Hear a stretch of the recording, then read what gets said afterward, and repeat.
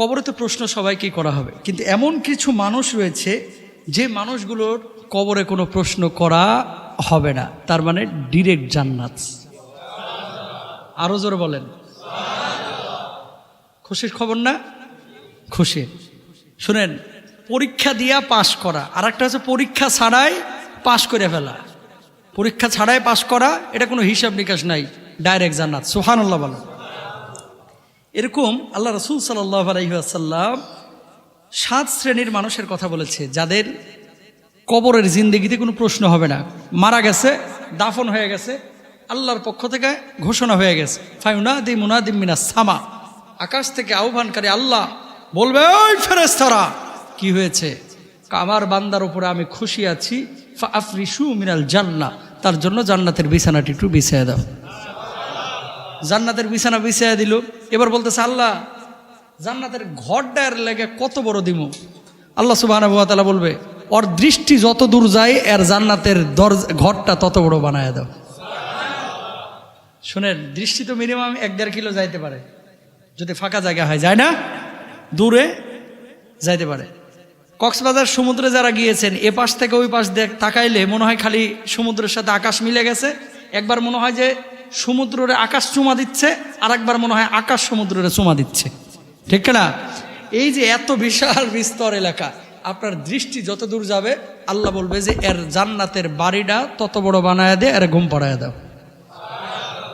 সুবহানাল্লাহ। তারা কারা?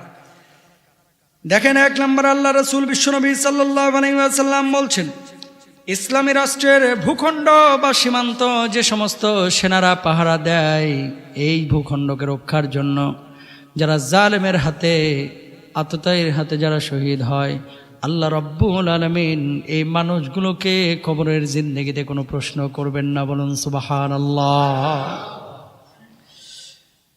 2 নম্বর, ওমান মাতা ফি সাবিলিল্লাহ, যে ব্যক্তি আল্লাহ রাব্বুল আলামিনের রাস্তায় লড়াই করে শহীদ হয়েছে, বাল আহইয়াউন ইনদা রাব্বিহিম ইরযাকুন, বরং তারা জীবিত। ওয়ালা তাকুলু লিমান ইউকতালু ফি সাবিলিল্লাহ, এদেরকে তোমরা মৃত বলো না।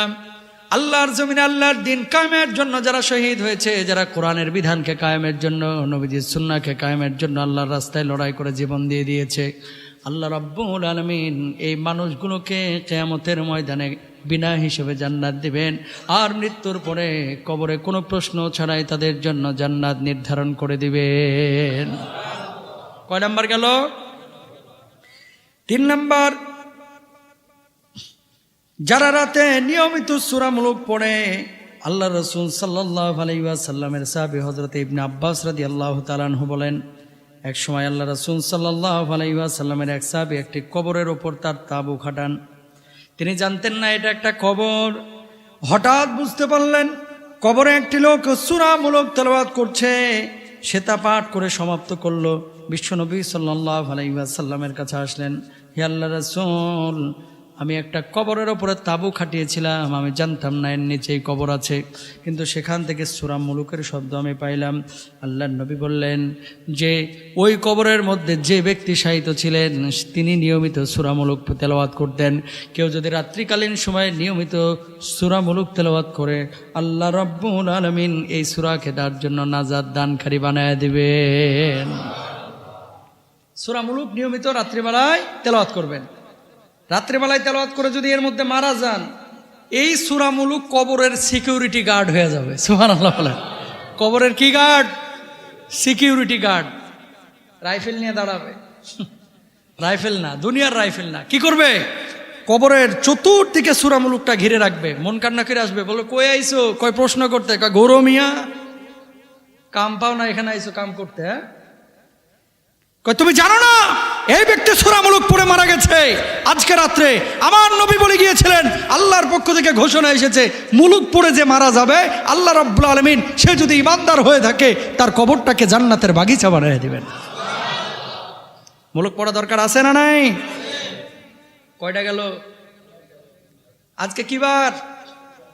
জোরে বলেন। আল্লাহ রাসূল সাল্লাল্লাহু আলাইহি ওয়াসাল্লাম বলছেন, কোন ব্যক্তি যদি শুক্রবার জুমাবারে দিনে অথবা রাত্রে মারা যায়, আল্লাহ রাব্বুল আলামিন ওই ব্যক্তিকে কবরের যাবতীয় প্রশ্ন ফিতনা থেকে রক্ষা করবেন। কোন দিন মারা গেলে? শুক্রবার, জুমাবার। সহিহ হাদিস কিন্তু এটা। জুমার দিনে অথবা জুমার রাত্রে। জুমার রাত মানে জানেন শুক্রবারের রাত না, বৃহস্পতিবারের রাত। মাশাআল্লাহ, আপনারা জানেন, আমার মুসল্লিরা অনেক ভালো, আলহামদুলিল্লাহ বলেন। জুমার রাত মানে বৃহস্পতিবার রাত, মানে আমগো বিয়ার রাত। কথা বলেন না দেখি। বৃহস্পতিবার মানে কি? কালকে সারা রাত কিন্তু ঘুমাইতে পারি নাই ভাই। আমি তো থাকি 8 তলায়, লিফটের 8 না লিফটের 7, মানে 8 তলায়। সামনের 5 তলা বিল্ডিংয়ে পুরো লাইটিং করছে। আর আগে কিন্তু গান বাজাইতো, এখন গান কিন্তু বাজায় না, খালি ঢুস ঢাস আওয়াজ হয়, ঢুস ঢাস।